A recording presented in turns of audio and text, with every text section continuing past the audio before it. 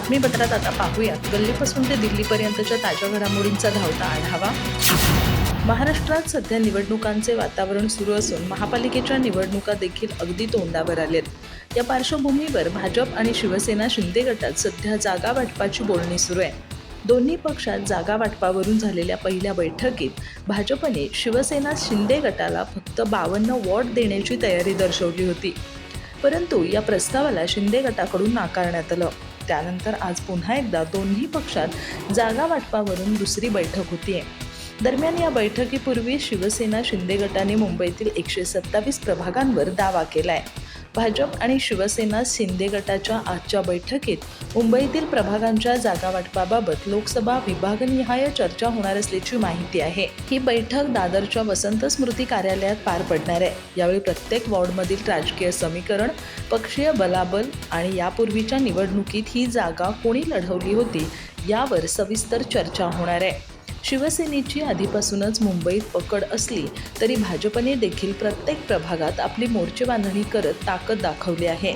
त्यानुसार भाजपने प्रत्येक वॉर्डनुसार नियोजन केलं असून जास्तीत जास्त जागा जिंकून भाजपचा महापौर बसवण्यासाठी भाजप प्रयत्नशील असणार आहे। तर दुसरीकडे शिवसेना शिंदे गटाचे सध्याच्या घडीला मुंबईत आजीमाजी असे सगळे मिळून 127 नगरसेवक आहेत। त्यामुळे शिवसेना शिंदे गटाने 2017च्या मुंबई महापालिकेच्या निवडणुकीत धनुष्यबाणाच्या चिन्हावर लढवण्यात आलेल्या सर्वच जागांवर दावा केलाय।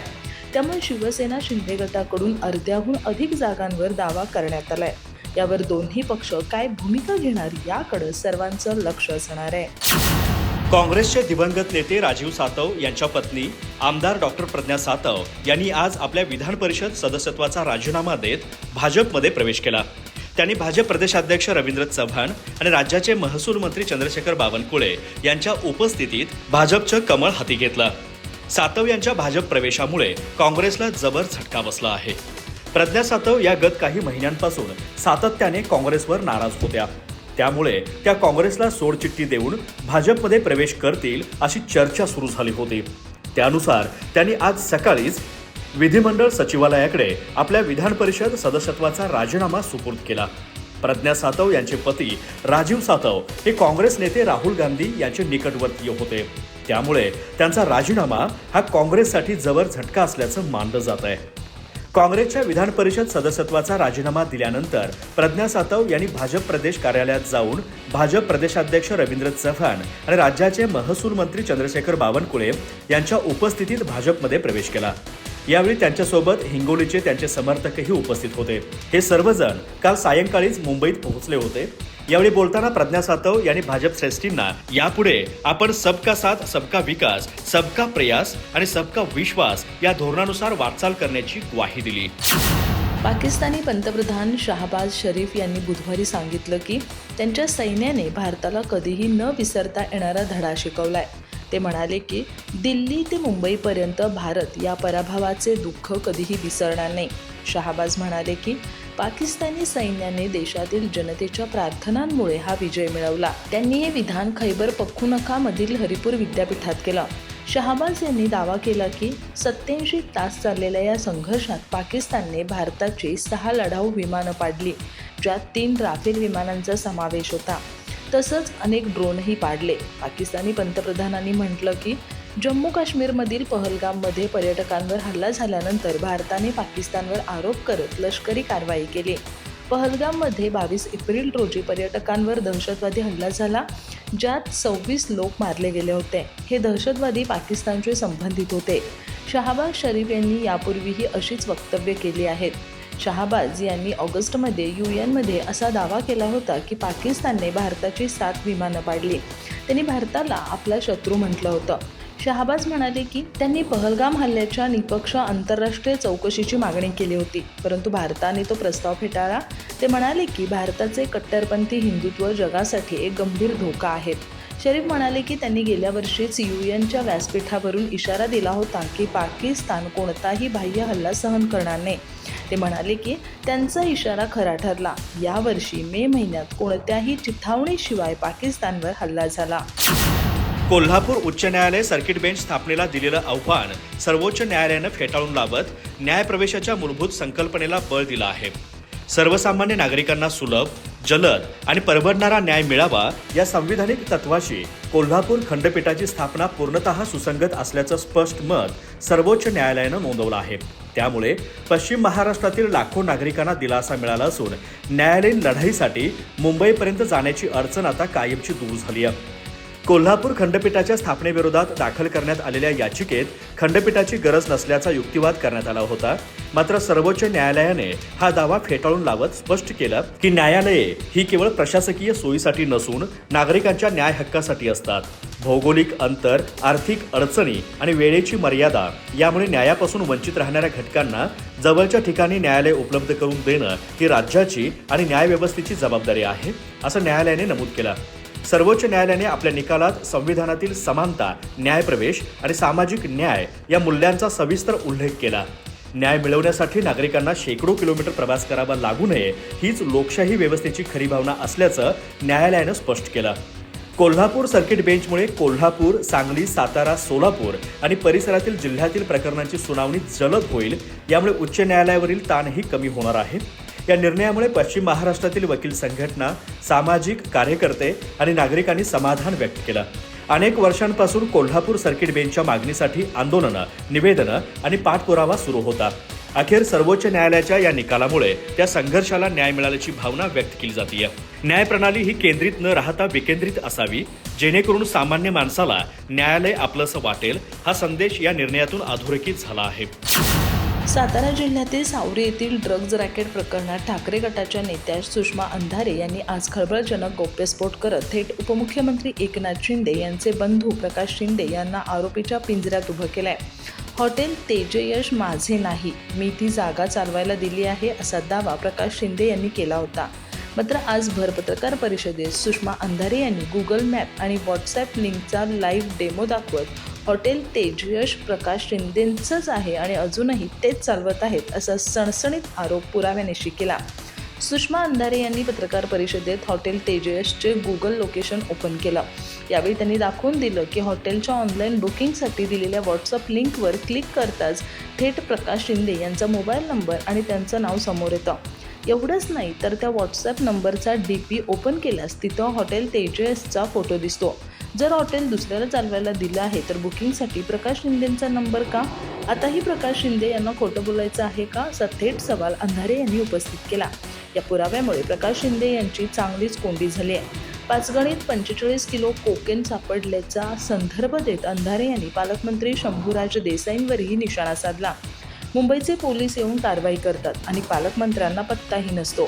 पाचगणीसारख्या मिनी स्वित्झर्लंडला कोकेनचा विळखा पडला असताना पालकमंत्री काय करत आहेत? कुणी बॉम्बब्लास्ट करून गेलं तरी यांना कळणार नाही, असा घणाघात त्यांनी केलाय. आंतरराष्ट्रीय स्तरावर भारतीय शिल्पकलेचा ठसा उमटवणारे ज्येष्ठ शिल्पकार पद्मश्री राम सुतार यांचं बुधवारी रात्री निधन झालं. नोएडा येथील त्यांच्या निवासस्थानी रात्री सुमारे 1:30 वाजता त्यांनी वयाच्या 101व्या वर्षी अखेरचा श्वास घेतला.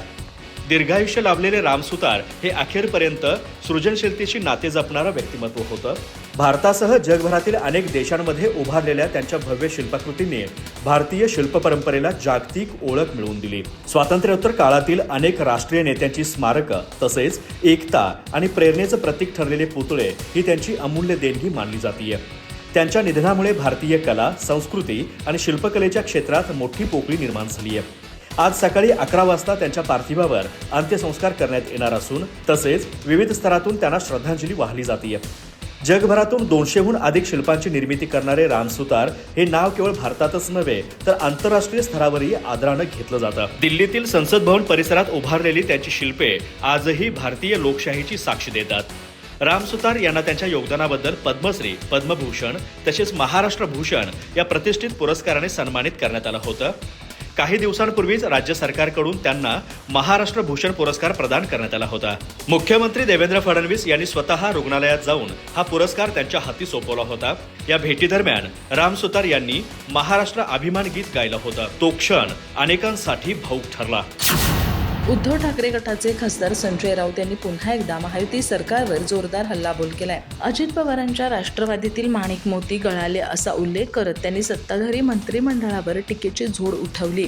महायुतीतील 2 घटक पक्षांना इशारा देत राऊत म्हणाले की मुख्यमंत्री देवेंद्र फडणवीस हे टप्प्याटप्प्याने राजकीय खेळी खेळत असून शेवटी त्याचा फटका शिंदे गटालाच बसेल.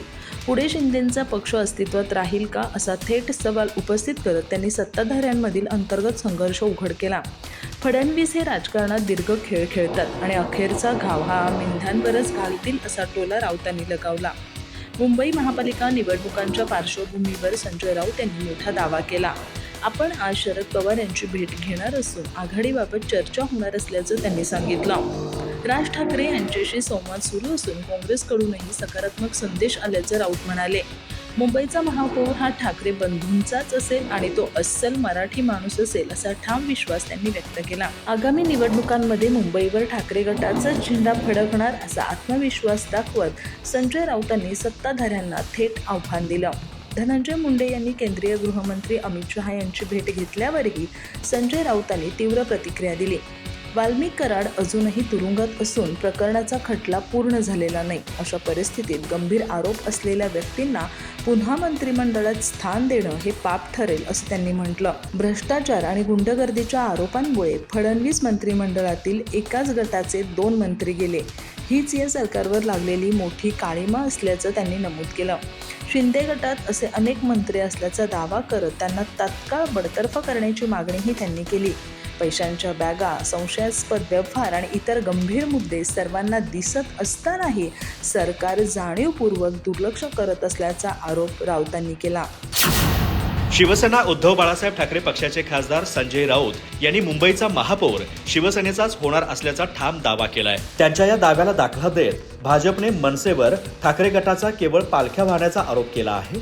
मुंबईत ठाकरे बंधूंची सत्ता आली तर शिवसेना मनसेला महापौर देणार का, नाहीतर मग मनसे त्यांच्या केवळ पालख्या वाहणार का, असा कटू प्रश्न भाजपने या प्रकरणी उपस्थित केला. संजय राऊत यांनी आज पत्रकारांशी संवाद साधला. त्यात त्यांनी मुंबईचा महापौर केवळ शिवसेनेचाच होणार असल्याचा पुनरुच्चार केला. मुंबईचा महापौर हा ठाकरे बंधूंचाच असेल, तो अस्सल मराठी माणूस असेल असंही ते म्हणाले. त्यांच्या या विधानाचा दाखला देत भाजपचे मुख्य प्रवक्ते केशव उपाध्याय यांनी त्यांच्यावर निशाणा साधला आहे. म्हणजे मनसे फक्त पालख्या व्हायला, समजा मुंबईत सत्ता आलीच तर महापौर पद मनसेला देणार का, महापौर मनसेचा की शिवसेनेचा, या थेट प्रश्नावर संजय राऊतांचं ठाम उत्तर महापौर शिवसैनिकच होणार. इतिहास सांगतो, शिवसैनिकालाच मुख्यमंत्री करण्याचं वचन बाळासाहेबांना दिल्याचं सांगत खुर्चीवर मात्र उद्धव ठाकरेच बसले.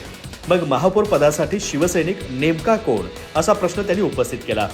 वर्षानुवर्ष मुंबई महापालिकेवर एकहाती सत्ता गाजवणाऱ्या उबाटाकडून मुंबईकरांना काय मिळालं?